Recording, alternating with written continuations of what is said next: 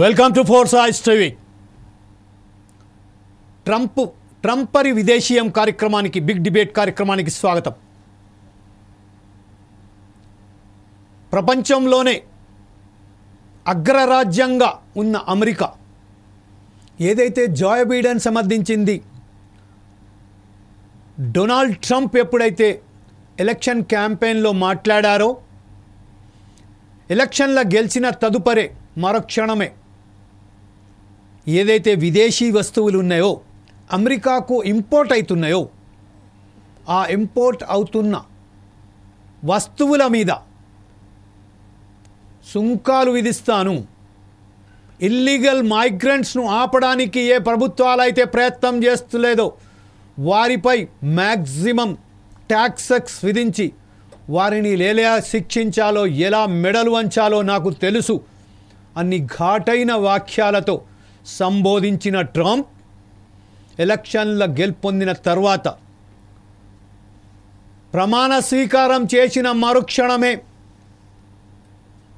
Illegal మైగ్రెంట్స్ను నా America నుంచి తరిమేస్తానని కంకణం కట్టుకొని అక్కడికి అమెరికాకు సంబంధించిన ఎవరైతే నిఘా వర్గాలు ఉన్నాయో వారి ద్వారా వేలాది మంది ఇల్లీగల్ మైగ్రెంట్స్ను కొలంబియా, భారతదేశం, అలాంటి మెక్సికోకు తన వైమానిక విమానాలలో తరలించారు. బేడీలు వేసి వారిని తరలించారు. కొన్ని దేశాలు మాత్రం దాన్ని వ్యతిరేకించాయి. మేము ఇలా అయితే పంపిస్తున్నారో దాన్ని అంగీకరించమని చెప్పాయి. కాకపోతే వారి మీద ఇంకా సుంకాలు వేస్తున్నట్టు బెదిరించడంతో ఒక్కసారిగా ఉలిక్కిపడ్డ దేశాలు సరిసేమిరా అనుకుంటూ ఏదైతే ఇల్లీగల్ మైగ్రెంట్స్ ఉన్నారో వారిని కూడా స్వీకరించింది. అదే నేపథ్యంలో భారతదేశానికి సంబంధించింది, భారతదేశం నుండి అనేక ఇల్లీగల్ మైగ్రెంట్స్ తన దేశానికి వస్తున్నారు, ఇక్కడ తలదాచుకుంటున్నారు. ఉద్యోగాలకు కాకుండా కేవలం విద్యాబోధనకై వచ్చి ఇల్లీగల్గా మారి అక్కడ యూనివర్సిటీలలో ప్రవేశించకుండా వేరే వేరే ప్రాంతాలలో ఉద్యోగాలు చేసుకుంటూ అమెరికన్కు కావాల్సిన ఏదైతే హక్కులు ఉన్నాయో దానికి కాలరాస్తున్నారనే నేపథ్యంతో ఇల్లీగల్ మైగ్రెంట్స్ భారతదేశానికి సంబంధించిన వారిని కూడా బయటికి పంపించేస్తాం, వారి దేశానికి పంపిస్తామని చాలా కఠినంగా వ్యవహరిస్తూ బ్రెజిల్, ఇండియా, చైనాపై ట్యాక్సెస్ విధిస్తామని నిన్నగాక మొన్న ఒక స్టేట్మెంట్ కూడా ఇచ్చారు. పరిశ్రమ ఏర్పాటుకై అమెరికా స్వాగతిస్తుంది. ఏ పరిశ్రమలైతే మీరు ఏర్పాటు చేసుకున్నారో అమెరికాకు రండి, పెట్టుబడులు పెట్టండి. ఇక్కడ మా దేశంలో ఎలా సౌకర్యాలు, ఏ సౌకర్యాలు కావాలన్నా 0% ట్యాక్సెస్గా మిమ్మలను ఇక్కడ మేము ప్రవేశం కల్పిస్తాం, మిమ్మల్ని అవకాశాలు కల్పిస్తామని చెప్పారు.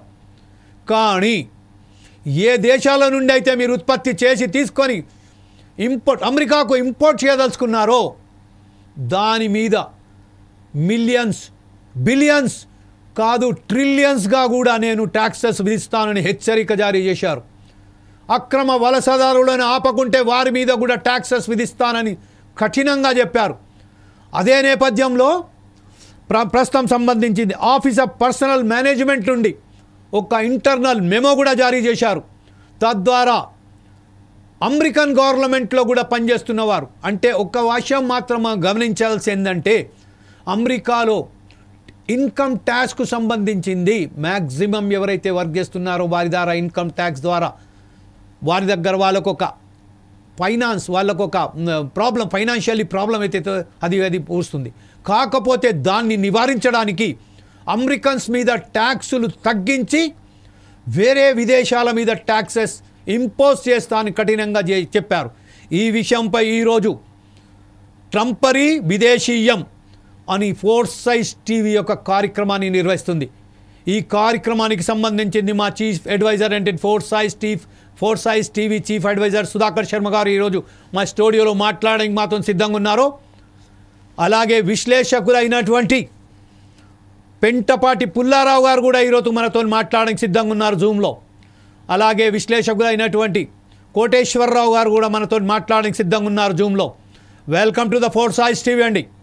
అలాగే యునైటెడ్ స్టేట్స్ ఆఫ్ అమెరికా నుండి మనతో మాట్లాడడానికి సుందర్ గారు కూడా ఉన్నారు.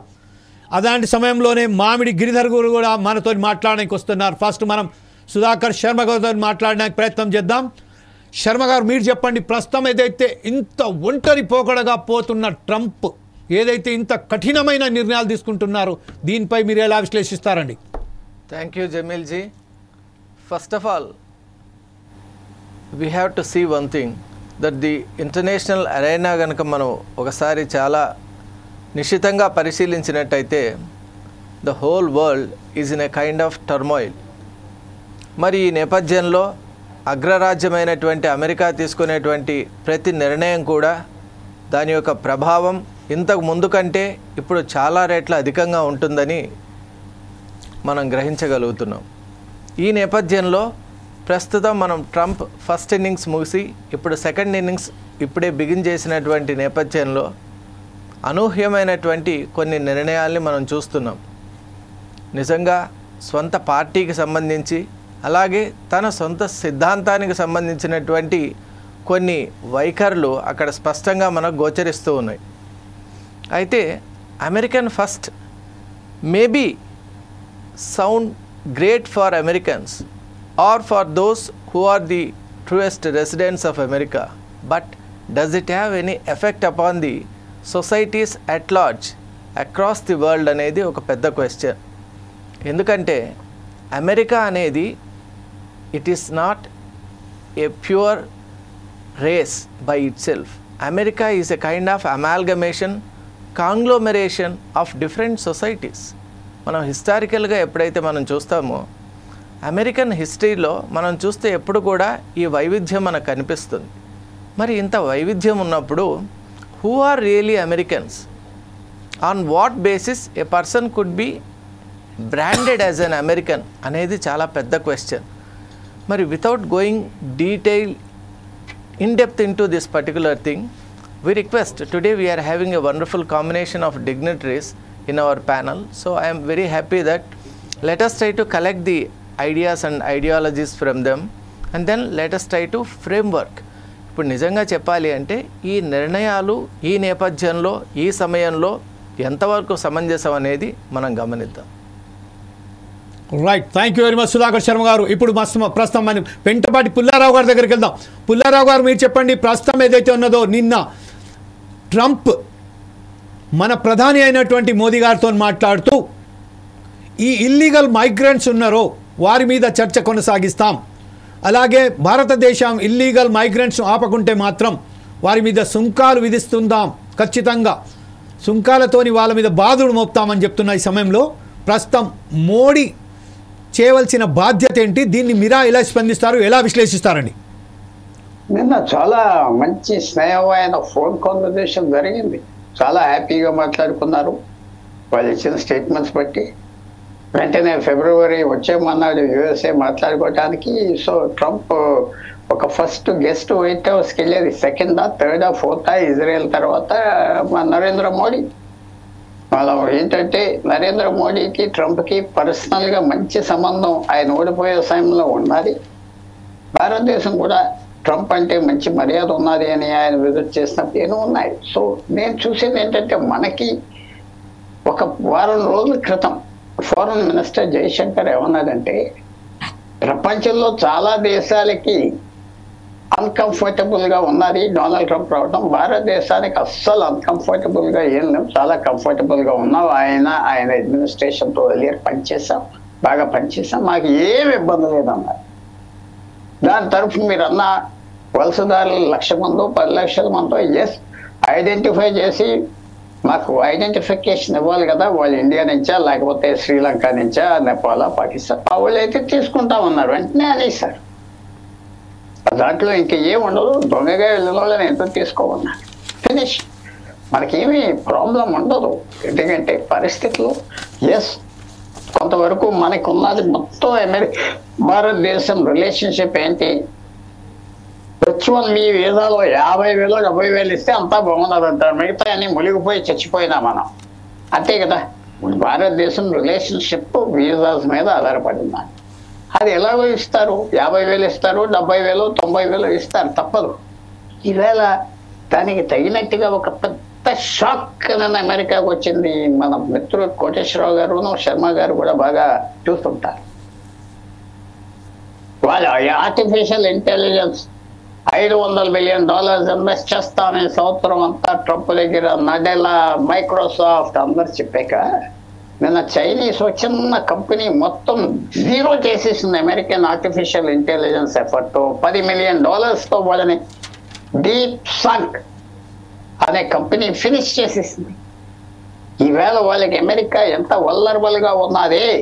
ట్రంపే అన్నాడు, మనం చాలా కష్టపడి పనిచేయాలి, మన లీడ్ పోతుంది, ఫోకస్ చేయాలి, రివర్స్ స్టేట్మెంట్ ఇచ్చాడు.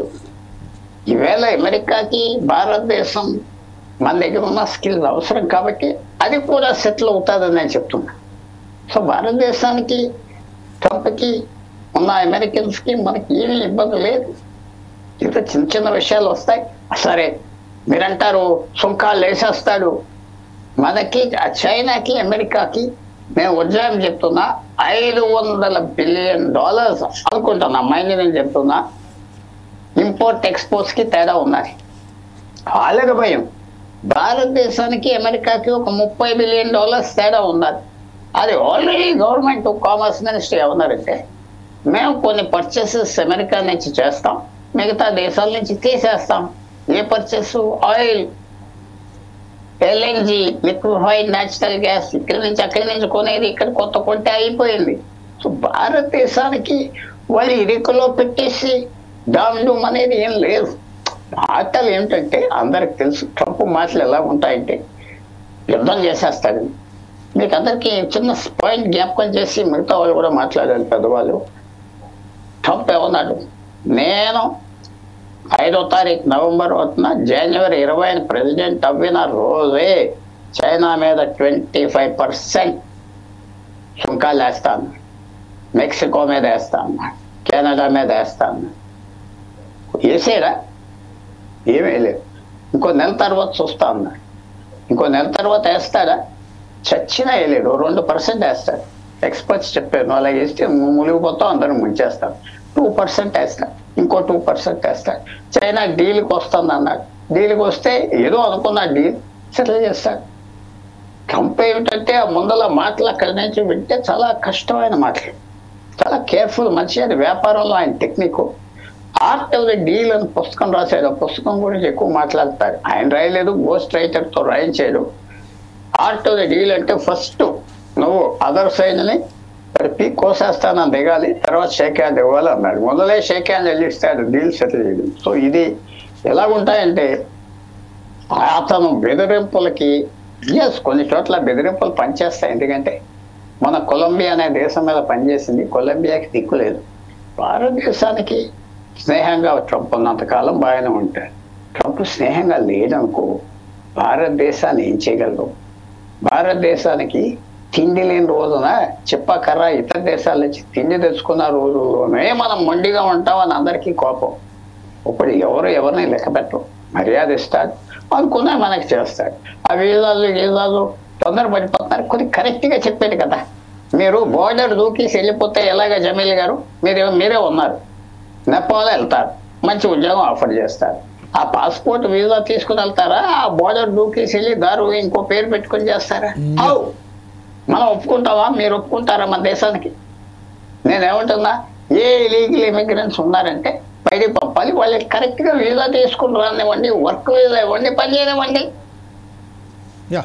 ఇవాళ మన బంగ్లాదేశీస్ కావాలి, కానీ వాడు ఎవడు వచ్చాడు ఎవరికి తెలుసు? వాడి పేరు, వాడి వీజా, వర్క్ వీజా ఇచ్చి గ్రీన్ కార్డ్ ఇచ్చి కూర్చోబెట్టి పని చేసుకో. తప్పేంటి? తప్పేం లేదే. మాలాంటి వాళ్ళు ఏమంటున్నావు ఇలీగల్ ఇమిగ్రెంట్స్ ఉందంటే అదేదో ఇంకో యాంగిల్. అది కరెక్ట్ కాదు. మీరు చెప్పేది శ్రీలంక నుంచి టీం బాగా పనిచేస్తారు, 50,000 మంది వస్తారు సంవత్సరానికి. వాళ్ళకి visa, green card, work card ఇచ్చి సేమ్ ట్రీట్మెంట్ మనం ఇస్తున్నాం, మనకి ఇచ్చే ట్రీట్మెంట్ ఇవ్వండి. తప్పేంటి? అది ట్రంప్ తప్పు చేస్తున్నాడు నాకు కనపడట్లేదు. బోర్డర్ దూకేసి గత 5 సంవత్సరాల్లో 50 లక్షల మంది దూకి వెళ్ళిపోతే దాంట్లో రేపిస్ట్, క్రిమినల్స్ ఆ దేశాల్లో చేసిన వాళ్ళందరూ పట్టుకున్నాయి, పారిపోయి వచ్చిన వాళ్ళు పట్టుకున్నారు కదా, చూస్తున్నారు కదా గత 5 రోజులు. కొలంబియా ప్లేన్ లో పంపించాడు 300 మంది. వాళ్ళకి గొలుసులు వేసి పంపించాడు. ఆ ప్రెసిడెంట్ మా ఊళ్ళని గొలుసులు వేస్తావంటే ఆ లిస్ట్ ఇచ్చేది. మర్డర్, ఎస్కేపిస్ట్, రేపిస్ట్, ఈ పెడోఫిలియా, ఇది అందరూ ఉన్నట్లు ప్లేన్లో నోరు మోసుకొని తీసుకున్నారు. సో నేను చెప్పేది ఏంటంటే అతను చెప్పేది పెద్ద అన్రీజనబుల్ కాదు. భారతదేశానికి ఇబ్బంది లేదు. భారతదేశం కూడా కొన్ని విధానాలు మనం కూడా ఫాలో చేయాలి. లీగల్గా రండి, లీగల్ ఇమిగ్రేషన్ పెట్టాలి, తప్పలేదు. ఓకే సార్, ఇదే విషయంపై కోటేశ్వరరావు గారు ఇప్పుడు మన పుల్లారావు గారు చెప్పారు చాలా విధంగా. ఏంటంటే అక్రమ వలసదారుల్లో ఆపడంలో తప్పేమీ లేదు. అక్రమంగా మా దేశాలకు వస్తున్న వారిని ఆపడానికి ఎలా అయితే ప్రయత్నం చేస్తామో అమెరికా కూడా అలాగే ప్రయత్నంలో భాగంగానే అక్రమ వలసదారులను వారి దేశాలకు పంపిస్తుందని చెప్తున్నారు. కానీ మనం ఒకసారి విషయానికి వస్తే మాత్రం భారతదేశానికి సంబంధించింది చాలా అనేక మంది విద్యార్థులు ఎవరైతే ఉన్నారో లక్షలాది మంది కోట్ల రూపాయలు వెచ్చించి అక్కడ వెళ్తున్నారు. అయినప్పటికీ వారికి ప్రైవేట్ ఉద్యోగాలలో 20 వర్కింగ్ ఎవరైతే వీక్ డేస్లో 20 అవర్స్ ఏదైతే పర్మిషన్ ఉన్నదో దాన్ని కూడా వెనక్కి తీసుకుంటూ కొన్ని వారిని ఇంత ఇబ్బందుల పాలవుతున్నారు. అందులో నా దేశానికి సంబంధించింది ప్రస్తుతానికి మన సౌదర్న్ పార్ట్కి సంబంధించిన విద్యార్థులు అనేక మంది సమస్యలతో కొట్టుమిట్టాడుతున్నారు. ఈ విషయంపై మీరు ఎలా స్పందిస్తారండి? ఇప్పుడు భారతదేశం నుంచి కానీ చైనా లేదా ఇతర ప్రపంచంలో ఉన్నటువంటి అనేక దేశాల నుంచి అమెరికా అనుమతిస్తేనే విద్యార్థులు కానీ లేదా ఇంకొక పేరుతో వెళ్ళి అక్కడ పార్ట్ టైం జాబ్స్ చేస్తున్నారు అనేది ముందు మనం గమనించాలి. ఎగ్జాక్ట్లీ.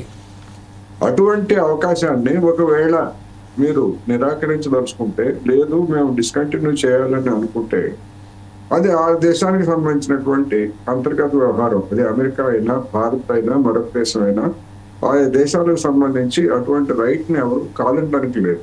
అయితే భారీ సంఖ్యలో ఉన్నటువంటి పరిస్థితుల్లో వాళ్ళకి తగినంత సమయం ఇవ్వాలి అనేది మాత్రం డెఫినెట్ గా నేను చెప్పదలుచుకున్నాను. ఉన్న ఫలంగా బలవంతంగా విమానాలను ఎక్కించి పంపిస్తే వాళ్ళకి పునరావాసం కావచ్చు లేదా ఇతరత్ర ఏమిటనేటువంటిది కూడా చూడాలి. అందువలన ఆ పంపించేటువంటి రైట్ మీకుంది, డిస్కరేజ్ చేసేటువంటి రైట్ మీకుంది. భవిష్యత్తులో ఎవరిని రానియకుండా మేము చేస్తామంటే అది మీ ఇష్టం. కానీ ఆకస్మికంగా పంపించడం అనేటువంటిది మానవ హక్కులకు సంబంధించినటువంటి అంశాలను చూసినప్పుడు అది సమర్థనీయం కాదనేది మాత్రమే చెప్పగలను. అయితే ఎందుకు గతంలో అమెరికా రానిచ్చింది వాళ్ళని అంటే ఈ విధంగా, అంటే మెక్సికో నుంచి వచ్చేటువంటి వాళ్ళు అక్కడ వ్యవసాయ రంగంలో అసలు ఉపాధి చాలా తక్కువ. ఆ ఉపాధి కూడా ఎవరు చేస్తారంటే అన్స్కిల్డ్ లేబర్స్ లేదా లాటిన్ అమెరికా దేశాల నుంచి వచ్చేటువంటి వాళ్ళు చేస్తారు. చౌకగా వాళ్ళకి ఏ విధమైనటువంటి అక్కడ ఉన్నటువంటి సామాజిక భద్రత కానీ అటువంటి ఏమీ లేవు. చౌకగా పనిచేస్తారు కనుక వాళ్ళని చూసి చూడనట్లు అన్డాక్యుమెంటెడ్ వర్కర్స్ పేరుతోటి రిపబ్లికన్స్ ఉన్నా డెమోక్రాట్స్ ఉన్నా వాళ్ళని అనుమతించారు. ఇల్లీగల్ గా వచ్చినటువంటి వాళ్ళని అనుమతించారు గతంలో. ఇప్పుడు వాళ్ళు అటువంటి వాళ్ళు 10 ఏళ్ళు 15 ఏళ్ళ నుంచి కూడా ఉన్నట్టుగా అక్కడ చెప్తున్నారు. అందుకని అటువంటి వాళ్ళని ఈ విధంగా అంటే ఒక నిర్బంధంగా బయటికి పంపించేట్లయితే వచ్చేటువంటి సమస్యల్ని మరి ట్రంప్ ఎట్లా పరిష్కరిస్తాడు, లేదా ఏ దేశానికి చెందినటువంటి వాళ్ళైతే ఆ దేశాల్లో ఉన్నటువంటి పాలకులు వాళ్ళ పట్ల ఏ విధమైనటువంటి వైఖరి తీసుకుంటారు, వాళ్ళకి పునరావాసం కల్పిస్తారా, లేకపోయేట్లయితే వాళ్ళని గాలికి వదిలేస్తారా, తీసుకెళ్లి సరిహద్దుల్లో పడేసిన తర్వాత వాళ్ళ పరిస్థితి ఏమిటి అనేటువంటి సమస్యలు ఇవన్నీ కూడా ఉన్నాయి కనుక డెఫినెట్ గా దాని మీద చర్చ జరగాలి. అంతర్జాతీయంగా కూడా దాని మీద ఫేవర్ గా కావచ్చు లేకపోతే యాంటీగా కావచ్చు భిన్నమైనటువంటి అభిప్రాయాలు రావచ్చు. కానీ ఇది ఒక సంచలనమైనటువంటి ఈ నిర్ణయం.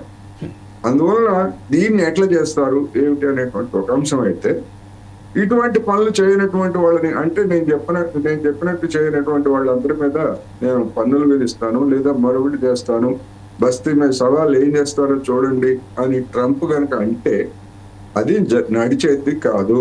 ఇవాళ ప్రతి దేశం కూడా మరొక దేశం మీద ఏదో విధంగా ఆధారపడుతున్నటువంటి పరిస్థితుల్లో మీ ఇల్లు మాకెంత దూరం, మా ఇల్లు కూడా మీకే అంత దూరం. అందుకని మీరు చేసేటువంటి ఏదైనా ఉంటే మేము కూడా చేయగలం అనేటువంటి గతంలో మన దేశం కూడా జిఎస్పి పేరుతోటి దాదాపు $6 బిలియన్ మేరకు మన ఎగుమతుల మీద ఉన్నటువంటి రాయితీలని ట్రంపే రద్దు చేశాడు. ఏదో నరేంద్ర మోడీ గారు కౌగిలించుకొని లేకపోతే చట్టపట్టాలు వేసుకొని తిరిగినంత మాత్రాన ఆయన ఏమి ట్రంప్ మన పట్ల, మన ఎగుమతుల పట్ల ఆయన ఏమి జాలి చూపలేదు, లేకపోతే మరొకటి చేయలేదు. రాజకీయ సంబంధాలు వేరు, ఆర్థిక విషయాలు వేరు అనేటువంటిది మనం గమనించాలి. అందువలన ఇప్పుడు ఏం చేస్తారు అనేటువంటిది పెద్ద ప్రశ్న.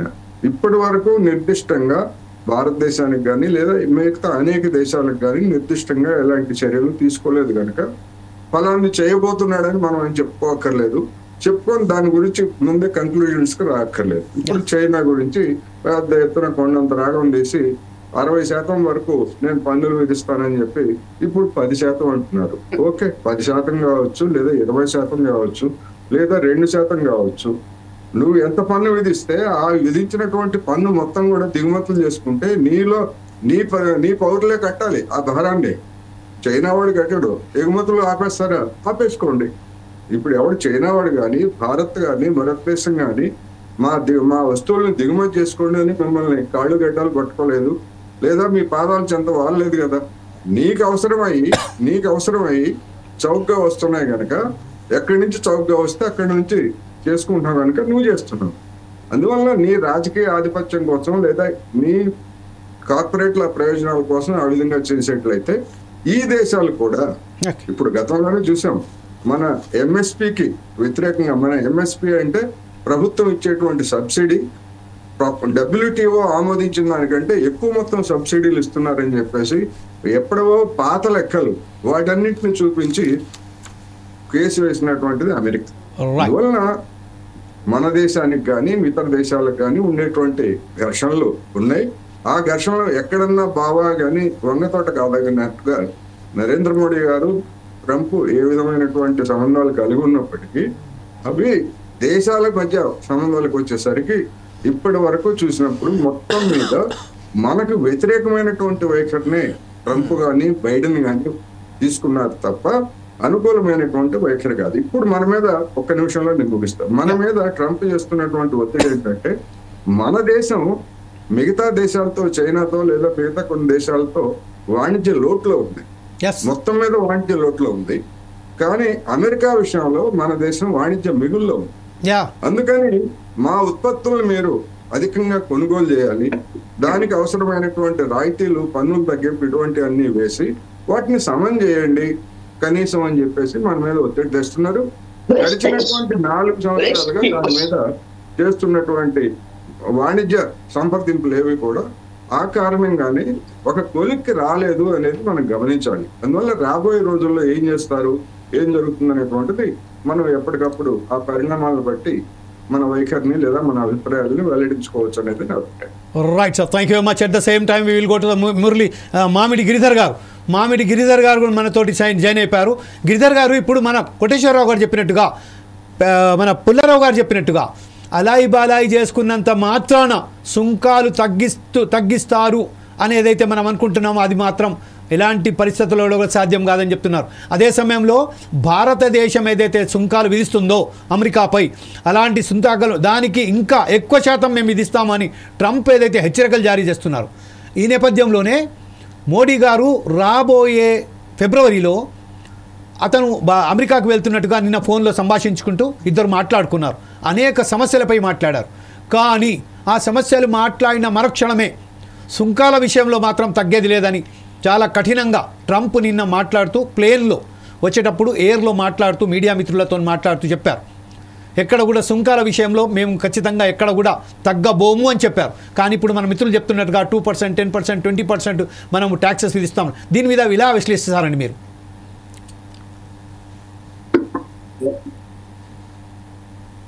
సార్ అందరికీ నా నమస్కారం అండి. యాక్చువల్గా మనం చూస్తే కనుక ఇది ట్రంప్ తన దేశానికి ఏం కావాలో తన ఆలోచన దృక్పథం ప్రకారం తను ఎటువంటి సుంకాలు విధిస్తాడో విధించాడో, ఎవరికి మినహాయిస్తాడో అది వాళ్ళ సమస్య. మనకి కావాల్సినటువంటి వనరులు ఎక్కడి నుంచి సమకూర్చుకోవాలి, మనకున్నటువంటి శక్తి మనం వాణిజ్యంలో కావచ్చు, ఇప్పటిలో మనకున్నటువంటి అంశాల్లో కావచ్చు, మనకు కావాల్సిన నిర్ణయాలు మనం గతంలో అమెరికా నుంచి వచ్చే వాటికి ఇక్కడ మనం లగ్జరీ ట్యాక్సులు వేసాం. 100%, 150% ట్యాక్సులు వేసాం. దానికి వెనకాల కారణం ఏంటంటే మనం లోకల్ ఇండస్ట్రీ బతకాలన్న ఉద్దేశంతో మనం ఇటువంటి టారిఫ్లు వేసాం. చాలా విపరీతమైనటువంటి ఇంపోర్ట్ డ్యూటీస్ వేసాం. అమెరికా నుంచి కార్లు కొన్నామంటే విపరీతమైన ట్యాక్స్ ఉంది. అలాగే ఆయన టిపికల్ గా లాస్ట్ టైం ఆయన ప్రెసిడెంట్ గా ఉన్నప్పుడు ఆయన ఇచ్చిన ఉదాహరణ ఏంటంటే హార్లీ డేవిడ్సన్ మీద మీరు చాలా విపరీతంగా ట్యాక్స్ వేస్తున్నారు అని ఉదాహరణ లాస్ట్ టైం కూడా ఇచ్చారు. కాబట్టి మన ఇంట్రెస్ట్ దృష్ట్యా మనం ట్యాక్సులు వేసినాం. వాళ్ళ ఇంట్రెస్ట్ దృష్ట్యా వాళ్ళు ట్యాక్సులు వేస్తే కనుక వాళ్ళ అధికారం వాళ్ళ హక్కు. దాన్ని ప్రశ్నించాల్సిన అవసరం లేదు. వాళ్ళకి నష్టమా లాభమా వాళ్ళు నిర్ణయించుకుంటారు. సో మనకు కావాల్సినవి మనం దానికి మినహాయింపిస్తాము. ఎక్కడ మనకు మన ఇండస్ట్రీకి దెబ్బతింటుంది అనుకుంటాము అక్కడ మనం ట్యాక్సులు వేస్తాం. ఫర్ ఇన్స్టెన్స్ గత 4-5 ఏళ్లుగా అంటే మనకు గల్వాన్ ఘటన జరిగిన తర్వాత చైనా మీద చాలా మనం ట్యాక్సులు వేస్తాం. చైనా నుంచి వస్తున్న వాటి అలాగే ఇక్కడ దిగుమతి అవుతున్నప్పుడు సాఫ్ట్ కంట్రోల్స్ పెట్టుకుంటాం. వాళ్ళ షిప్ వస్తే ఒక పట్టాన్ని మనం క్లియరెన్స్ ఇవ్వలేదు మన పోర్ట్. వాళ్ళకి ఒక మెసేజ్ పంపించాం, మీరు గల్వాన్ ఘటనలో చేసి మాకు మా సరిహద్దుల మీద ఇటువంటి ఉద్రిక్త వాతావరణం తీసుకొచ్చినందుకు మేము ఊరుకోము, మాకు ఉన్నటువంటి కొన్ని ఆప్షన్స్ మేము వాడుకుంటున్నామని మేము చూపించాం. ఇది ఏ దేశమైనా వాళ్ళ అవసరాల దృష్ట్యా వాళ్ళు కొన్ని నిర్ణయాలు తీసుకుంటారు, కొన్ని విధాలుగా వాళ్ళు ప్రవర్తిస్తారు. కాబట్టి ట్రంప్ ఎలా ప్రవర్తిస్తాడన్న దానికి దాన్ని బాధపడాల్సిన అవసరం లేదు, మరి దాని గురించి ఆందోళన చెందవలసిన. రెండవది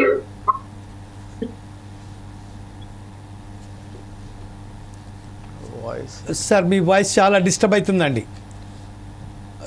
మీ వాయిస్ చాలా డిస్టర్బ్ అవుతుందండి, ఎందుకంటే మీ వాయిస్ రావట్లేదు గిరిధర్ గారు. So I think that there is some technical problem with you, because instead of using a video call just you talk to me over the phone also. Sir ఇప్పుడు వెంపటి పుల్లారావు గారి దగ్గర వెళ్దాం. వెంపటి పుల్లారావు గారు మీరు చెప్పండి, ప్రస్తుతం మనం గిరిధర్ గారు చెప్పినట్టుగా ఇప్పుడు ప్రస్తుతం మాత్రం అంటే మన దేశానికి సంబంధించి ఉత్పత్తి ఏదైతే చేస్తున్నామో, మనం ఎప్పుడైతే ఎక్స్పోర్ట్ చేస్తున్నామో 150% వరకు వాళ్ళు విదేశీగా విధించారు. సారీ, మన దేశానికి మనం ఇంపోర్ట్ చేసినప్పుడు వేరే దేశాల నుంచి ఉత్పత్తి చేయబడిన వస్తువులను 150% వరకు మనం ట్యాక్సెస్ విధించామని చెప్పారు. దీన్ని సేమ్గా ఈరోజు చూసినట్టయితే అమెరికా కూడా అదే అంటుంది, డొనాల్డ్ ట్రంప్ కూడా అదే మాట అంటున్నాడు. నా దేశంలో అమెరికా ఫస్ట్ ఏదైతే అనే నినాదంతో బయటకు వచ్చారో ఈ నేపథ్యంలోనే అతను చాలా క్లియర్గా అంటున్నారు, అమెరికాలో చేసిన ఉత్పత్తికి 0% ట్యాక్సెస్, కానీ ఎప్పుడైతే విదేశాల నుంచి వెళ్ళి ఎగుమతి చేసుకుంటున్నారో దానిపై ఖచ్చితంగా 100% కాదు ట్రిలియన్స్ డాలర్స్ నేను ట్యాక్సెస్ పెడతానని చెప్తున్నారు. ఈ నేపథ్యంలో ఇప్పుడు మీరేమంటారండి? అంతేమీ ట్రబుల్ లేదు భారతదేశానికి డొనాల్డ్ ట్రంప్తో.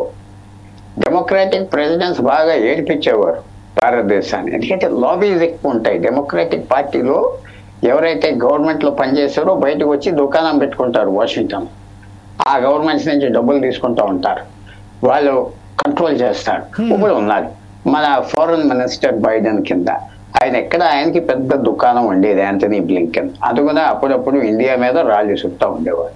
అలాగే నేషనల్ సెక్యూరిటీ అడ్వైజర్ చాలా మంచోడు, జేక్ అనే సెకండ్ నేమ్ మర్చిపోతున్నా, జేక్ పావెల్, ఆయన కూడా ఇంకో దుకాణం ఉండేది. ఆ దుకాణాలకి ఎవరు ఇస్తున్నారు డబ్బు? ఫారెన్ గవర్నమెంట్స్ ఇస్తున్నారు. రిపబ్లికన్ పార్టీకి అది వేరే కల్చర్ ఉన్నది, ధనవంతులు విపరీతంగా ఉన్నారు గవర్నమెంట్లో, బిలియనర్స్ నాకు తీసుకున్నారు కాబట్టి ఈ దుకాణాలు లేవు. సో వాళ్ళు జాగ్రత్తగా నేషనల్ ఇంట్రెస్ట్నే చూసుకుంటూ ఉంటారు ఈ లాబింగ్ చేయడం. తర్వాత మీకు అందరికి తెలిసిన విషయమే, మన ఫ్రెండ్స్ గిరిధర్ గారికి అండ్ కోటేశ్వరరావు గారికి ఇప్పుడు బయటికి ఏం వచ్చింది, ఆ వలసదారులు అక్రమంగా ఎవరు వస్తున్నారో మెక్సికో బోర్డర్ నుంచి పవర్ఫుల్ ఎన్జిఓస్ అమెరికాలో వాళ్ళ డబ్బులు తీసుకుని గవర్నమెంట్ నుంచి వాళ్ళ దేశాలకి వెళ్ళి వాళ్ళకి డబ్బులు ఇచ్చి గైడెన్స్ ఇచ్చి లాయర్స్ పెట్టి దారిలో తిండికి డైలీ అలవెన్స్ ఇచ్చి తీసుకొచ్చేది ఇవాళ బయటకు వచ్చింది. ఇలాగ సహిస్తాం?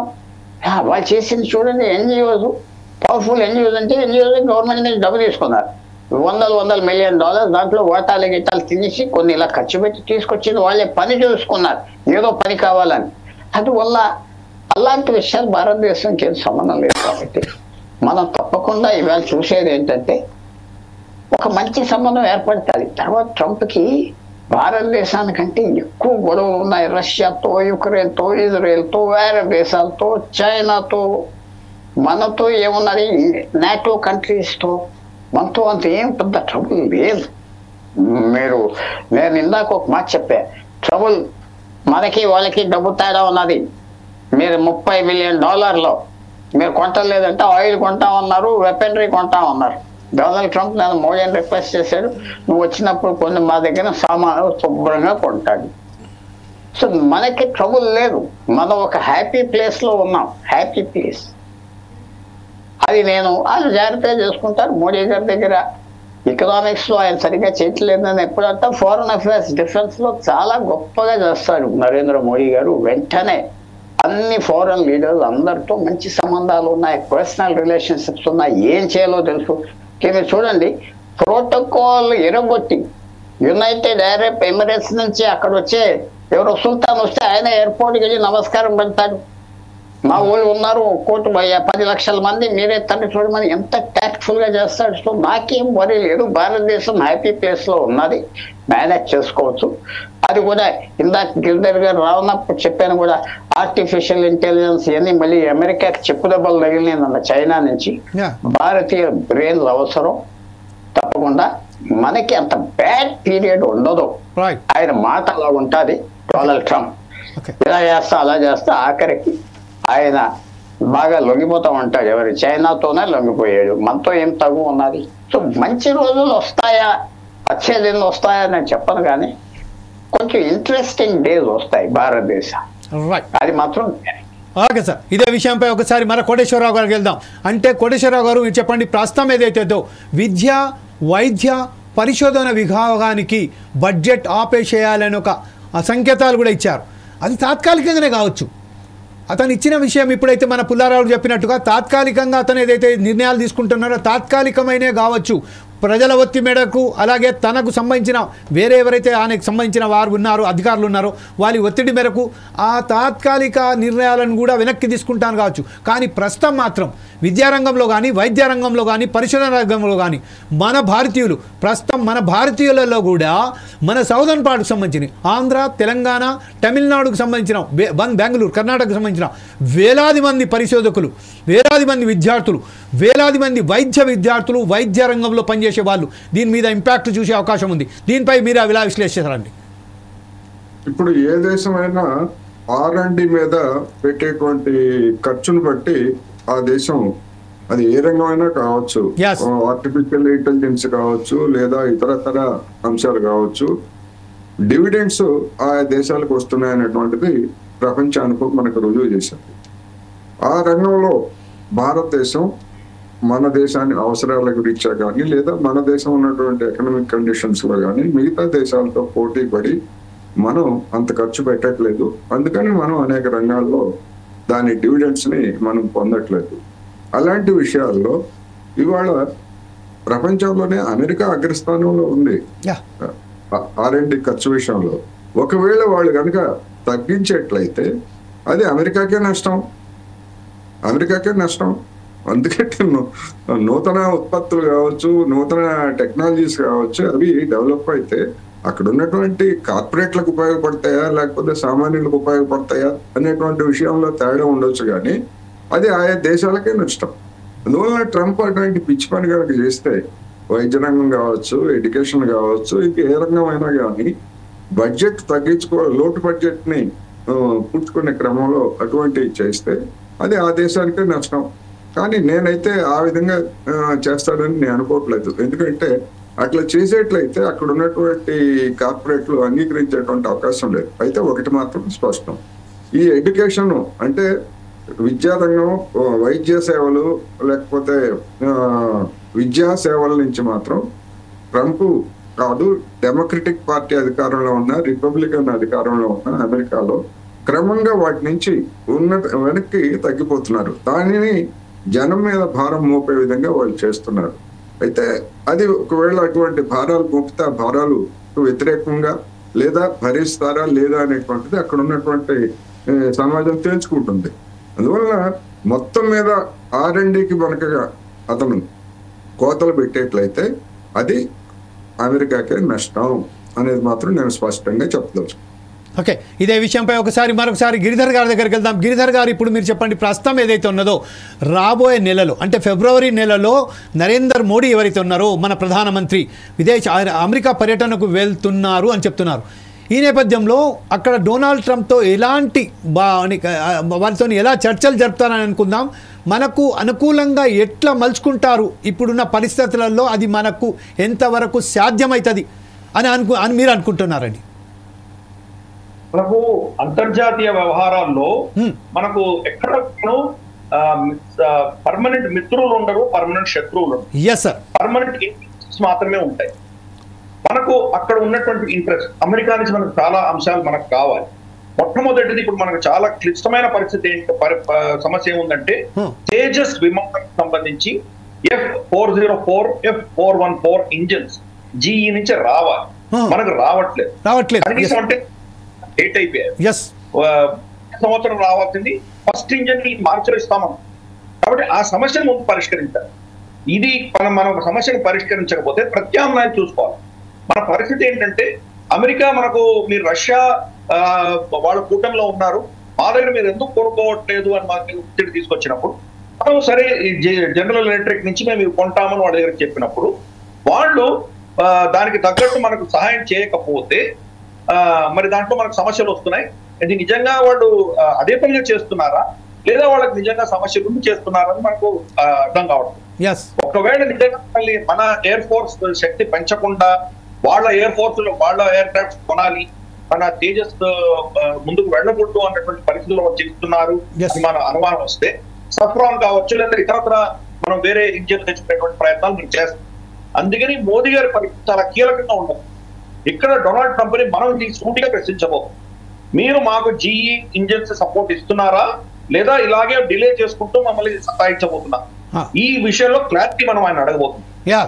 జో బైడెన్ మాట దాటేసేటువంటి వ్యక్తి కాదు ట్రంప్, అటో ఇటో చెప్పేసేటువంటి వ్యక్తి. కాబట్టి మనకు దాని గురించి ఒక సమస్యకు పరిష్కారం వస్తుంది అని అనుకుంటున్నాం. ఒకవేళ అమెరికా కనుక సమస్యను పరిష్కరించకపోతే ఇమ్మీడియట్ గా మనం ఫస్ట్ దానికి వేరే ఆల్టర్నేట్స్ మనం చూసుకుంటాం.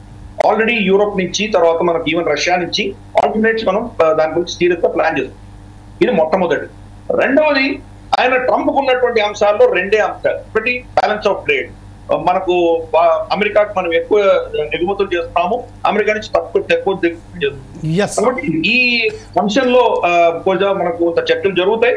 కొన్ని అమెరికన్ ప్రొడక్ట్స్ కి మనం టారిఫ్లు తగ్గించడమో మినహాయించడమో ఇటువంటివి మనం ఇచ్చుకొచ్చుకోవాలి, కాబట్టి అవి కూడా చేస్తాం. రెండవది, ఈ యొక్క ఇమిగ్రేషన్ ఎవరైతే ఇల్లీగల్ ఇమిగ్రేట్స్ వెళ్ళారో అక్కడ వలసదారులు ఎవరైతే మనం వీసా తీసుకోకుండా వెనకదారిన వెళ్ళినటువంటి వాళ్ళు, మెక్సికో నుంచి కెనడా నుంచి వెళ్ళినటువంటి వాళ్ళని వెనక్కి తీసుకోమని చెప్తున్నారు. మనం వాళ్ళందరినీ కూడాను కంప్లీట్ భారతదేశం వెనుక తీసుకోవాల్సిన ఒక ధార్మిక నైతిక బాధ్యత మన మీద ఉన్నది. ఆల్రెడీ జయశంకర్ గారు 18,000 మందిని ఐడెంటిఫై చేసిన వాటిని వెనక్కి తీసుకుంటామని చెప్పి వాళ్ళందరినీ తీసుకొచ్చి వాళ్ళకందరికీ ఇక్కడ ఉద్యోగాలు కల్పించాల్సిన టీకా భారతదేశం తీసుకోవాలి. అది అర్థం చేసుకోవాలి.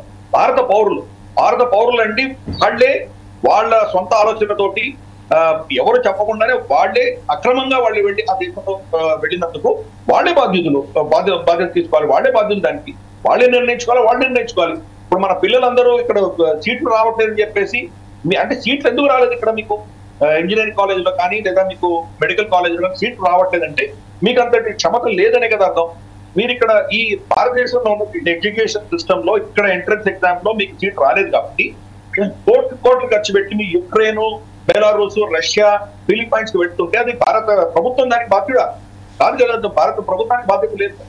మీరు అక్కడ వెళ్ళినా కానీ మీకేమైనా ఇబ్బంది వస్తే భారత ప్రభుత్వం నేను ఆదుకుంటుంది, కానీ మీకు సీట్లు ఇప్పించి మీకు మళ్ళీ ఆ మెడికల్ సీట్ చదివిపించి మీకు ఉద్యోగాలు ఇప్పించే ఠేకా భారత ప్రభుత్వానికి లేదు, అది పెట్టుకోవాలి. కాబట్టి వీళ్ళు ఇల్లీగల్ గా వెళ్ళిన వాటిని భారతదేశం తీసుకొచ్చే పూచి మనకి వాళ్ళ ఉద్యోగ అవకాశాలు ఎలా ఉంటాయనేది వాళ్ళు చూసుకోవాలి. మనం చూస్తే కనుక గుజరాత్ నుంచి పంజాబ్ నుంచి మాక్సిమం ఇమిగ్రేషన్. గుజరాత్ లో వాళ్ళకి ఏమి తక్కువేం లేదు, చాలా సంపన్న పరులు, ఆస్తి పరులు, వాళ్ళు మంచి ఉద్యోగ అవకాశాలు ఉన్నటువంటి రాష్ట్రానికి వెళ్ళి మనకి ఏంటంటే భారతీయుల్లో ఎస్పెషల్లీ అమెరికాకి ఇమిగ్రేట్ అవ్వాలి అనే ఒక ఉన్నటువంటి ఒక డిఎన్ఏలో ఉన్నటువంటి ఒక బానిసత్వ మెంటాలిటీ మనకు ఉండదు. రీసెంట్ గా మనం ఒక సంవత్సరం క్రితం మనం చూసాం. మనం గుజరాత్ నుంచి ఒక కుటుంబం, భార్య, భర్త, తర్వాత 2 చిన్న పిల్లలు, 4 సంపన్నమైన కుటుంబం, వాళ్ళకి మంచి బిజినెస్ ఉన్నది, వాళ్ళకు 40s వాళ్ళు అమెరికాకి ఏదో ఇమిగ్రేట్ అయిపోవాలని వీసాకి అప్లై ఇస్తే వీసా రాలేదు. కెనడాకి వెళ్ళి కెనడాలో ఇల్లీగల్ గా వాళ్ళని ఎవరో తీసుకెళ్ళి మాఫియా ఎవరైతే ఉంటారో యుఎస్ బార్డర్ దాకా తీసుకెళ్ళి వదిలేశారు. యుఎస్ బార్డర్ లో వీళ్ళు అక్కడ ఫెన్సింగ్ ఏమి ఉండదు కదా, వాళ్ళు ఏదో దారి తెప్పిపోయి అడవిలో పెట్టేసరికి అక్కడ మనుషులు ఎత్తుకుపోయారు. మరుసటి రోజు నలుగురు చనిపోయారు.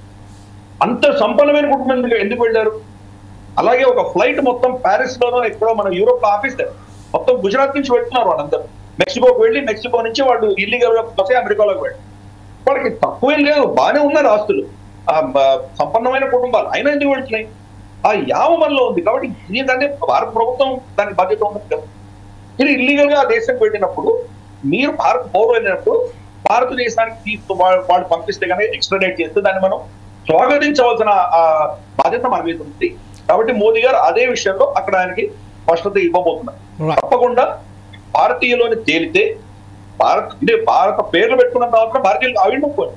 మేబీ వాడు కెన్యా నుంచి ఉగాండా నుంచి వెళ్ళి ఉంటుంది తెలియదు. కాబట్టి వీళ్ళు భారత మూలాన్ని భారత పాస్పోర్ట్ నుంచి ఇక్కడికి వెళ్ళారు, భారత పౌరులు అని కనుక నిర్ధారిస్తే వాళ్ళని మేము వెనక్కి తీసుకోవడానికి సిద్ధంగా ఉన్నామని మనం స్పష్టంగా మెసేజ్ ఆల్రెడీ ఇచ్చాము. మోదీ గారు వెళ్ళిన తర్వాత కూడా అదే ఇవ్వబోతుంది. కొలంబియాకి వీళ్ళు ఎక్స్ట్రాడేట్ చేసిన వాళ్ళని ఆ ఫ్లైట్ ని కొలంబియాలో ల్యాండ్ అవ్వకుండా వాళ్ళు ఆపారు. కొలంబియాలో వాళ్ళకి క్రిమినల్ ఎవరైతే కేసెస్ ఉన్నాయో మీరు వాళ్ళని ఆపారు. దాంతో వాళ్ళ మీద ట్రంప్ చాలా కఠినమైన చర్యలు తీసుకుంటున్నారు. తర్వాత ఏమవుతుందో మనకు తెలియదు. కానీ మనకు అటువంటి సమస్య లేదు. మనము మన దేశం నుంచి వెళ్ళినటువంటి వాళ్ళని, లీగల్ గా వెళ్ళినటువంటి వాళ్ళందరినీ కూడా మనం కంప్లీట్ గా మనం ప్రభుత్వం సమర్థిస్తుంది. ఇల్లీగల్ గా వెళ్ళినటువంటి తప్పకుండా ఆ దేశాన్ని ఎక్స్ట్రాడేట్ చేసి మనం వెనక్కి తీసుకుంటాం. మనం చూసాం ఖతార్ లో వెళ్ళినటువంటి వాళ్ళు లీగల్ గా వెళ్ళి వాళ్ళు జైల్లో ఉంటే కనుక మన ప్రభుత్వం ఎంత కష్టపడి వాళ్ళని వెనక్కి తీసుకొని చూసాం. ఐసిస్ వరిలో చిక్కుకుపోయినటువంటి మన కెనడా నుంచి వెళ్ళినటువంటి పెన్షన్ ఎలా తీసుకొచ్చామో మనం చూసాం. ఒమాన్ లో ఎదుర్కొన్నటువంటి వాళ్ళని ఎలా తీసుకొచ్చామో చూసాం. ఇన్ఫాక్ట్ మొత్తం ప్రపంచంలో ఏ ప్రధాని, రాష్ట్రపతి, రాజు, నేత లేడు, ఒక్క మోదీ గారు మాత్రమే యుఏఈలో వెళ్ళినప్పుడు మన లేబర్ క్యాంప్ వెళ్ళారు. లేబర్ క్యాంప్ వెళ్ళి వాళ్ళతో పాటు సహపంక్తి భోజనం చేసి వచ్చారు. నేను గల్ఫ్ లో పనిచేసినటువంటి వాడిని, నాకు తెలుసు లేబర్ క్యాంప్స్ ఎలా ఉంటాయో. అటువంటిది భారత ప్రధాని ఆ సిగ్నల్ ఇవ్వడంతో అక్కడి ప్రభుత్వం అక్కడ మనం ఉన్న అక్కడ పని చేస్తున్నటువంటి వీసాతో వెళ్ళి వర్క్ వీసాతో పనిచేస్తున్నటువంటి మన కూలీ నాలికి వాడు గౌరవం ఇస్తుంది. కాబట్టి అటువంటి పరిస్థితి భారత ప్రభుత్వం చేస్తుంది. భారత ప్రభుత్వానికి మీరు పర్మిషన్ తీసుకొని వెళ్ళారు అక్కడ వెళ్ళేటప్పుడు, అది కూడా వీసా లేకుండా వెళ్ళిన భారత ప్రభుత్వం దానికి బాధ్యత కాదు. అందుకని ఆ సమస్య, ఆ క్లారిటీ అనేది మోదీ గారు తప్పకుండా ట్రంప్ గారికి ఇస్తారు. ట్రంప్ కి భారత అవసరం చాలా ఉంటుంది. చైనాను కౌంటర్ చేయాలన్నా లేదా సప్లై చైన్ లాజిస్టిక్స్ లో తీసుకురావాలన్నా వాళ్ళకి మనతో ఉన్నటువంటి ట్రేడ్ డిఫరెన్స్ చాలా తక్కువే. $40 బిలియన్, $60 బిలియన్ మాత్రమే. కానీ చైనాతో రమారని $500-600 బిలియన్ ట్రేడ్ డెఫిసిట్. కాబట్టి వాళ్ళని కంట్రోల్ చేయడానికి బహుశా భారతదేశాన్ని ఒక మ్యానుఫ్యాక్చరింగ్ హబ్ గా మార్చుకునే దిశగా కొన్ని ప్రయత్నాలు జరుగుతాయి. ఇవన్నీ సింపుల్ పరంగా జరిగేటువంటి. కానీ టెక్నాలజీ చైనా ఈ రోజు ఏ స్థాయికి వెళ్తుందో దాన్ని ఎదుర్కోవాలంటే భారతదేశము తర్వాత అమెరికా ఇద్దరు కలిసి చేయవచ్చు చాలా ఉంది. Okay, right sir. ఇదే విషయంపై ఒకసారి కోటేశ్వరరావు గారి దగ్గర వెళ్దాం. కోటేశ్వరరావు గారు, ఇప్పుడు మనం గిరిధర్ గారు చెప్పినట్టుగా, గిరిధర్ గారు ఎలా చెప్తున్నారంటే ప్రస్తుతం ఏదైతే ఉన్నదో మోడీ ఏదైతే పర్యటించబోతున్నారో అమెరికాలో దానికి సంబంధించింది గతంలో మనం ఏదైతే ఒప్పందం చేసుకున్నామో ఆ ఒప్పందం ప్రకారం మనకు రావాల్సింద తేజస్వి అనేది ఉన్నదో దానికి సంబంధించిన ఫస్ట్ ఫేజ్ వరకు కూడా పూర్తి కాలేదు. అంటే 2005లో బహుశా అనుకుంటా 2005లో జరిగిన ఈ ఒప్పందం, అప్పుడు 2009లోనో 2005 if I'm not wrong. So అప్పుడు ఏదైతే ఒప్పందం జరుగుతుందో అప్పటి వరకు ఫస్ట్ ఫేజ్ మాత్రమే వచ్చిందని నేను అనుకుంటాను. సెకండ్ ఫేజ్ కూడా అది సార్ ఏదో చెప్తున్నారండి, ఒకసారి చెప్పండి సార్. ఇంకోటి ఏంటంటే నాకు క్లారిటీగా ఒకసారి గిరిధర్ గారు మీరు చెప్పండి. ఆడియో అవ్వలేదు మనం జీఈ ఇంజన్ అనేది మనం ఫిక్స్ సార్. అదే ఆ విషయానికి సంబంధించి ఫస్ట్ ఫేజ్ కూడా ఇప్పటి వరకు రాలేదు, సెకండ్ ఫేజ్లో కూడా మనం ఇప్పటి వరకు రాలేదు. దానికి సంబంధించిన పూర్తిగా ఏదైతే ఉన్నదో దానికి అమెరికా ప్రభుత్వంతో ట్రంప్తోని ప్రత్యేకంగా మోడీ చర్చించి దానికి సంబంధించిన ఎగుమతి చేస్తారా లేకపోతే దీన్ని క్యాన్సల్ చేశారా అనే దిశకు కూడా మాట్లాడే అవకాశం ఉంది. అదే విషయంలో ఈరోజు మన గిరిధర్ గారు మాట్లాడుతూ ఏం చెప్పారంటే భారతదేశం నుంచి వేరే దేశాలకు వెళ్ళే విద్యార్థులు ఎవరైతే ఉన్నారో మన సమయంలో మనకు ఏదైతే ప్రవేశ పరీక్షలలో సరి అయిన మార్కులు రాకపోవడంతో వేరే దేశాలకు వెళ్ళి అక్కడ విద్య అనుభవిస్తున్నారు, విద్యాభ్యాసం చేస్తున్నారని చెప్తున్నారు. ఇది ఎంతవరకు సమంజసం? ఇంకొక విషయం ఏమిటంటే ఇక్కడి నుంచి వెళ్ళి మనం కెనడా వెళ్ళాలంటే, అమెరికా వెళ్ళాలంటే, ఆస్ట్రేలియా వెళ్ళాలంటే అక్కడ ఏదైతే ఇంజనీరింగ్ విద్యాబోధనలు ఉన్నాయో, మెడిసిన్స్ విద్యాబోధనలు ఉన్నాయో దీనికి డిఫరెంట్గా ఉన్నాయి. అక్కడ పోయినాక కూడా వేరే ఎగ్జామ్స్ రాయడానికి వాళ్ళకు అది ఉంటుంది, కంపల్సరీ అయిపోద్ది. ఇంకొక విషయం మనం గిరిధర్ గారు చెప్పినట్టుగా యూఏఈలో, అమాన్లో, ఖతర్లో, సౌదీ అరేబియాలో మనకు సంబంధించిన వందలాది మంది ఎవరైతే ఇల్లీగల్గా అక్కడ ఉండిపోయారో, విజిట్ వీసాల మీద వెళ్ళి వేరే ద్వారా వెళ్ళి అక్కడ నాన్ ఇల్లీగల్ ఇమిగ్రెంట్గా ఎవరైతే ఇల్లీగల్గా అక్కడ వర్క్ చేస్తున్నారో వారిని కాపాడడానికి విశ్వ ప్రయత్నం చేస్తున్న మోదీ గారు అని చెప్తున్నారు. కాకపోతే గత సంవత్సరం కానివ్వండి, గత 2 సార్లలో, ఒకసారి సౌదీ అరబ్లో అమెనిస్టీ ప్రకటించారు, ఒకసారి యుఏఈలో అమెనిస్టీలో ప్రకటించారు. ఎప్పుడైతే మన ఫోర్త్ సైజ్ టీవీ నిర్వహించిన కార్యక్రమంలో వందలాది మంది సంబంధించింది ఇప్పటి వరకు అక్కడ జైళ్లల్లో మొగ్గుతున్నారు. వారు ప్రత్యేకంగా ఫోర్త్ సైజ్ టీవీ డిబేట్లో మాట్లాడించడం జరిగింది. ఈ నేపథ్యంలో మీరే దీన్ని ఎలా విశ్లేషిస్తారండి? ఇప్పుడు వీసాలతోటి వెళ్ళి ఆ వీసా గడువు ముగిసిన తర్వాత అక్కడే ఉండటం అనేటువంటిది ఏ దేశమైనా అది ఇల్లీగల్. విదేశాల నుంచి భారతదేశం వచ్చి మన వీసా గడువు ముగిసిన తర్వాత ఇక్కడ ఉన్నా గానీ అది ఇల్లీగల్ అవుతుంది. భారతీయ చట్టాల ప్రకారం అటువంటి వాళ్ళందరినీ కూడా నిర్బంధించాల్సినటువంటి బాధ్యత మన ప్రభుత్వం మీద ఉన్నది. వాటిల్లో అటువంటి వాటి విషయంలో ఎలాంటిది లేదు. అయితే ఆ వెళ్ళినటువంటి వాళ్ళు బతకడానికి వెళ్ళినటువంటి వాళ్ళు అనేటువంటిది మనం గమనించాలి. అందువలన అటువంటి వాళ్ళని మన దౌత్య మార్గాల ద్వారా లేదా మన ఆయా దేశాలతో ఉండేటువంటి సంబంధాల రీత్యా తిరిగి మన దేశానికి సురక్షితంగా తీసుకురావాల్సినటువంటి బాధ్యత నరేంద్ర మోడీ గారు ఉన్నా, లేదా మన్మోహన్ సింగ్ గారు ఉన్నా, లేదా రేపు మరొకరు ఎవరైనా ఉన్నా కానీ మన కనీస ధర్మం అనేటువంటిది మనం గమనించాలి. దాన్ని ఎవరు తప్పుపట్టట్లేదు. డెఫినెట్ గా ప్రభుత్వ బాధ్యత. ఇక ఇప్పుడు యుక్రెయిన్, ఫిలిప్పైన్స్, లేకపోతే చైనా, లేకపోతే ఇంకా కొన్ని కజకిస్తాన్ ఇట్లాంటి దేశాల్లో మెడిసిన్ చదవటానికి వెళ్తున్నారు. ఆ మెడిసిన్ చదవటానికి వెళ్ళేటువంటి వాళ్ళందరూ కూడా ఇక్కడ మన ఎంసెట్లోను లేదా ఆల్ ఇండియా వాటిల్లో కూడా సీట్లు రానటువంటి వాళ్ళు, డబ్బు ఉన్నటువంటి వాళ్ళు, డబ్బు లేనటువంటి వాళ్ళు కూడా ఉన్నారు. అప్పులు చేసి ఏదో ఒక డిగ్రీ వస్తుంది చదువుకుంటే అనేటువంటి వాళ్ళు కూడా ఉన్నారు. ఎందుకంటే ఇక్కడ ప్రైవేట్ కాలేజీల్లో ఉన్నటువంటి ఫీజు. అందుకని అటువంటి వాళ్ళ విషయంలో నిజంగానే వాళ్ళ బాధ్యత మీదనే వెళ్ళారు. వాళ్ళ బాధ్యత మీద వెళ్ళినప్పుడు వాటి మీద ప్రభుత్వాలు, రాష్ట్ర ప్రభుత్వాలు కానీ కేంద్ర ప్రభుత్వం కానీ చేయగలిగింది చాలా పరిమితంగా ఉంటుంది. రెండోది, గడిచినటువంటి 10-15 సంవత్సరాల్లో వచ్చినటువంటి అనుభవం ఏంటంటే ఆ విధంగా బయటకు వెళ్ళి మళ్ళా భారతదేశానికి తిరిగి వచ్చినటువంటి వాళ్ళు ఇక్కడ ప్రాక్టీస్ చేయాలంటే ఇక్కడ ఎగ్జామ్ రాసి పాస్ కావాలి. ఇండియన్ మెడికల్ కౌన్సిల్ నిర్వహించేటువంటి ఎగ్జామ్ రాసి పాస్ కావాలి. ఆ విధంగా పాస్ అవుతున్నటువంటి వాళ్ళ సంఖ్య ఎంత అంటే 20% నుంచి 25% మాత్రమే ఉంటారు. మిగిలినటువంటి వాళ్ళందరూ కూడా 1, 2, 3, 4 సార్లు రాసి కూడా ఫెయిల్ అవుతున్నారు. ఎందుకు అంటే ఇక్కడ సీటు సంపాదించలేనటువంటి వాళ్ళు అక్కడికి వెళ్ళి ఏదో డబ్బు కట్టి అక్కడ ఉన్నటువంటి దాని ప్రకారం ఎడ్యుకేషన్ చేసి వస్తే ఇక్కడ మళ్ళా ఉన్నటువంటి నిబంధనలు లేదా పరీక్షా పద్ధతుల్లో వాళ్ళు అవుతున్నారు. ఇదొక సమస్య. అందుకని ఆ విధంగా బయటకు వెళ్ళేటువంటి వాళ్ళ నుంచి వస్తున్నటువంటి ఏంటంటే ఆ ప్రమాణాలను తగ్గించండి అని చెప్పేసి చెప్తున్నారు. తగ్గించాలా లేదా అనేటువంటిది అది ప్రభుత్వం నిర్ణయించుకోవాలి అనేది ఒకటి. రెండోది, భారతదేశం నుంచి చైనా వెళ్ళి లేదా మరొక దేశం వెళ్ళి భారతదేశంలో ప్రాక్టీస్ చేయడానికి వీల్లేదు. కానీ డాక్టర్లు చైనా డిగ్రీలను గుర్తించినటువంటి దేశాలు జర్మనీ ఉంది, చైనా డిగ్రీని జర్మనీ గుర్తిస్తారు. అక్కడ వాళ్ళు ప్రాక్టీస్ చేయొచ్చు. అదే అక్కడ ఉన్నటువంటి టెస్టులు అట్లాంటి ఏమో వాళ్ళకి అవసరం లేదు. డిగ్రీ గుర్తించారు కనుక ఆటోమేటిక్ గా చేస్తారు. అందువల్ల ఇలాంటి అనేకమైనటువంటి సమస్యలు ఉన్నమాట వాస్తవం.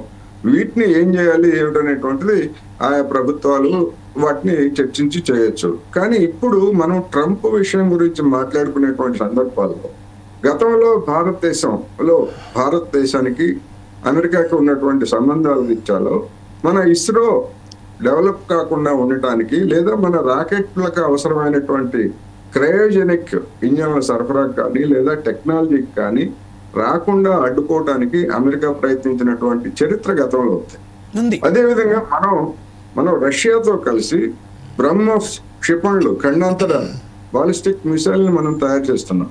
ఎందుకు తయారు చేస్తున్నాం అంటే అమెరికా మనకు అటువంటి టెక్నాలజీ ఇవ్వడానికి లేదా మనతో కలిసి పని చేయడానికి సిద్ధం కాదు. ఎందుకు సిద్ధం కాదు అంటే మనం కూడా ఆ విధమైనటువంటి ఆధునిక ఆయుధాలని సమకూర్చుకునేట్లయితే అమెరికా మీద లేదా ఇంకొక దేశం మీద ఆధారపడాల్సిన ఉండదు. అంటే తనకెవరు పోటీ రాకూడదు, తన మీదనే ఆధారపడాలి. ఇప్పుడు తేజస్ విమానాలకు అవసరమైనటువంటి ఇంజన్లు కావచ్చు లేదా ఇతర పార్ట్లు కావచ్చు ఏమైనా కానీ ఎందుకు ఇవ్వట్లేదంటే నా అభిప్రాయం ప్రకారం మన ఇండిపెండెంట్ గా మనం యుద్ధ విమానాలని తయారు చేసుకోకూడదు. ఇప్పుడు తేజస్ విమానాలను ఎత్తుకుంటూ అవి 4th జనరేషన్ 3.5 జనరేషన్ అని చెప్తున్నారు. ఇవాళ 6th జనరేషన్ విమానాలు ప్రపంచంలో వచ్చిన తర్వాత మరి అవి పాతబడిపోయాయి కనుక అమెరికా వాడు ఏదో మనకు ఉదారంగా ఇచ్చినట్టుగా రేపేమన్నా ఇస్తాడేమో తెలియదు. ఇచ్చినా కానీ మనం ఇంకా 2 తరాలు వెనకబడే ఉన్నాము. ఎందుకంటే మనం దిగుమతి చేసుకున్నటువంటి రాఫెల్ కూడా 4.5 తరం అని చెప్తున్నారు. అందుకని మరి అటువంటి పరిస్థితి ఉన్నప్పుడు తేజస్ ఇంకా దానికంటే దిగువనే ఉంటుంది కనుక అమెరికాకి పనికిరాని టెక్నాలజీ లేదా పనికిరాని ఇంజన్లు అట్లాంటివి ఏమైనా ఉంటే మనకి ఇస్తే ఇవ్వచ్చు. కానీ వాటితోటి మన వాయుసేన పటిష్టం అవుతుందా లేదా అనేటువంటిది సమస్య అన్నది నా అభిప్రాయం. రైట్ సార్, ఇదే విషయంపై మరొకసారి మనం గిరిధర్ గారి దగ్గరికి వెళ్దాం. ప్రస్తుతం గిరిధర్ గారు ఇప్పుడు ప్రస్తుతం ఏదైతే ఉన్నదో గత ప్రభుత్వం ఎప్పుడైతే డొనాల్డ్ ట్రంప్ ప్రమాణ స్వీకారం కార్యక్రమంలో ఒక విషయం ఏంటంటే అతను మోడీ గారికి పిలవకుండా కేవలం జయశంకర్ గారికి వెళ్ళారు అక్కడ విదేశాంగ మంత్రిగా. కాకపోతే అమెరికా అధికారపూర్వకంగా ముఖేష్ అంబానీని పిలిచారు. అదే సమయంలో ఖలిస్తాన్కి సంబంధించిన ఎవరైతే మనం అనుకుంటున్నామో ఖలిస్తాన్ సపోర్టర్గా అనుకుంటున్నామో ఆ వ్యక్తి కూడా ట్రంప్ ప్రమాణ స్వీకారానికి హాజరయ్యాడు. ఈ నేపథ్యంలో మీరు ఇప్పుడు ప్రస్తుతం ఏదైతే మోడీ వెళ్తున్నారో ఈ సమస్య మీద కూడా మాట్లాడే అవకాశం ఉన్నదనుకుంటున్నారా? 2-3 అంశాలండి ఇక్కడ. ఒకటి, గుర్పత్వంత్ సింగ్ పన్నోని వాళ్ళ ప్రభుత్వము కానీ వాళ్ళ ప్రభుత్వ యంత్రాంగం కానీ వాళ్ళ పార్టీ యంత్రాంగం కానీ ఇన్వైట్ చెయ్యలేదు. ఇది ఫస్ట్ అర్థం చేసుకోవాలి. ఒక చిన్న విషయం సార్, ట్రంప్ ప్రమాణ స్వీకారం అండి అగ్రదేశాలలో ప్రప్రథంగా ఉన్న అమెరికాకు సంబంధించిన డొనాల్డ్ ట్రంప్ ప్రమాణ స్వీకారానికి అనాధారికంగా ఆ వ్యక్తి అక్కడికి ఎలా రాగలిగాడు చెప్పండి సార్. చెప్పేది మీరు ఆపేశారు మధ్యలో. అదే అందుకోసం అడుగుతున్నా, అది యాడ్ చేస్తున్నా. ప్లీజ్. కరెక్ట్. గుర్పట్వంత్ సింగ్ పన్నోన్ నేను చాలా క్లియర్ గా చెప్తాను. నంబర్ 1, గుర్పట్వంత్ సింగ్ పన్నోన్ ట్రంప్ ప్రమాణ స్వీకారానికి రాలేదు. ఫస్ట్ ఇది అర్థం చేసుకోండి. రెండవది, డొనాల్డ్ ట్రంప్ ఆ రోజు ప్రమాణ స్వీకారం అయిపోయిన తర్వాత సాయంత్రం వాళ్ళది ఒక బాల్ ఉంటుంది, డాన్స్ అని చేస్తారు. వాళ్ళందరూ డాన్స్ చేసేటప్పుడు చాలా మందిని పిలుస్తారు. దాంట్లో టికెట్లు అమ్మారు. టికెట్ కొనుక్కొని గుర్పట్వంత్ సింగ్ పన్నోన్ వచ్చాడు. గుర్పట్వంత్ సింగ్ పన్నోన్ అక్కడ ఇన్విటేషన్ తో రాలేదు. బిలావల్ భుట్టో జర్దారీ కూడా అలాగే టికెట్ కొనుక్కొని వెళ్ళాడు. వెళ్ళినా కానీ ప్రమాణ స్వీకారంలో వెళ్ళలేకపోయాడు. ప్రమాణ స్వీకారం అనేది వాళ్ళ క్యాపిటల్ హిల్ మెట్ల మీద చేస్తారు. ముందర చాలా పెద్ద ఆడియన్స్ ఉండేది. చలి, వర్షము, అక్కడ మంచు ఉండడంతో కొరికే చలి ఉంది కాబట్టి లోపలికి షిఫ్ట్ చేశారు. లోపలికి షిఫ్ట్ చేసినప్పుడు చాలా చిన్న రూమ్ లో వాళ్ళు చేశారు. చాలా చిన్న రూమ్ లో చేయడంతో వాళ్ళు మనుషులు ఎక్కువ పట్టలేదు. ఇది అర్థం చేసుకోవాలి. రెండవది, మోదీ గారిని ఇన్విటేషన్ ఇవ్వలేదు. ఎందుకంటే మోదీ గారితో చర్చించవలసిన అంశాలు చాలా ఉన్నాయి. అందుకని జయశంకర్ గారిని పిలిచారు. జయశంకర్ గారికి ఇవ్వవలసిన గౌరవం ఇచ్చారు. ఇన్ఫాక్ట్ డొనాల్డ్ ట్రంప్ మాట్లాడుతున్నప్పుడు మొదటి రోలో కూర్చున్నారు జయశంకర్. ప్లస్ ప్రమాణ స్వీకారం అయిపోయిన తర్వాత మార్కో రూబియో వాళ్ళ విదేశాంగ శాఖ సెక్రటరీ మంత్రి ఎవరైతే ఉన్నారో అతను మాట్లాడి మీటింగ్ చేసింది. ఫస్ట్ మీటింగ్ జయశంకర్ గారితో చేసింది. నార్మల్ గా అమెరికా ఏం చేస్తుంటే వాళ్ళ నేటో సభ్యులో లేకపోతే యూరోపియన్ మిత్రులో జపానో కొరియానో వాళ్ళ అలైన్స్ తోటి మొత్తం కలుపుతారు. దానికి భిన్నంగా జయశంకర్ గారిని కలిపారు. కాబట్టి అది చాలా స్పష్టంగా మనం అర్థం చేసుకోవాలి.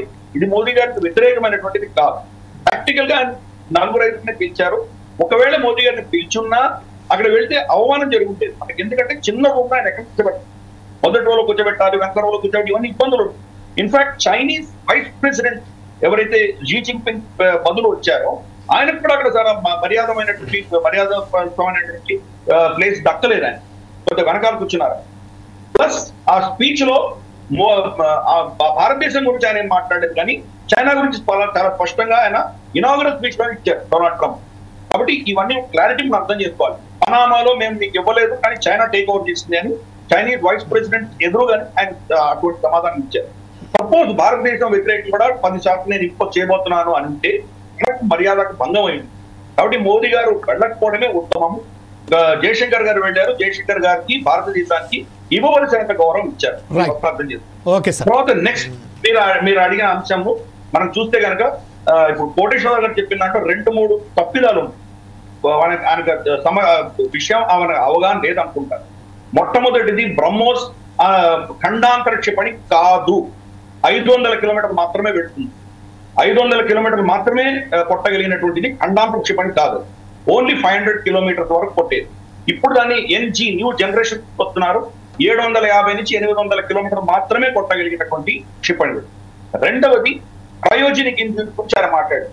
క్రయోజెనిక్ ఇంజిన్ అమెరికా మనకు ఆంక్షలు విధించడం వాస్తవమే, కానీ మనం క్రయోజెనిక్ ఇంజిన్ అమెరికా నుంచి కొనట్లేదు.